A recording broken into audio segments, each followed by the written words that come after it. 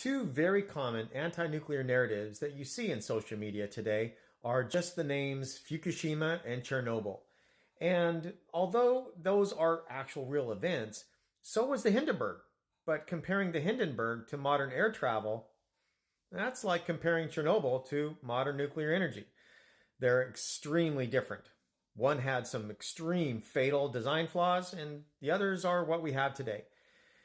When it comes to Fukushima, well, this commenter right here likes to point out Fukushima displaced 150,000 people. The exclusion zone stretches to 80 miles at one point. Chernobyl to this day is off limits. So typical anti-nuclear rhetoric. And when it comes to Fukushima, if you're really concerned about the land, then okay, that's a valid point.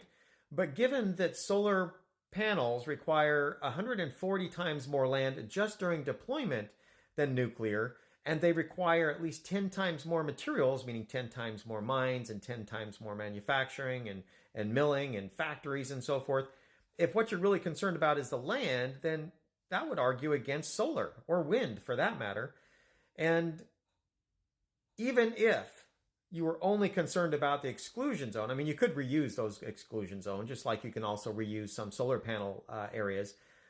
It would still take about 1 in every 3 nuclear reactors to go full Fukushima to take up the same amount of land as solar. Because solar just takes up that much land, and that's only for deployment. Only in deployment. Doesn't take into consideration all the other issues, materials, baseload, the backup that you require for solar. Usually it's going to be a fossil fuel plant, but it could be batteries and all the materials and land that would be required for those batteries. And then solar requires at least 2 times more frequent replacement. You got to replace the whole thing. And where's that energy going to come from? So there are a lot of these kinds of narratives that really sound compelling. Fukushima, Chernobyl.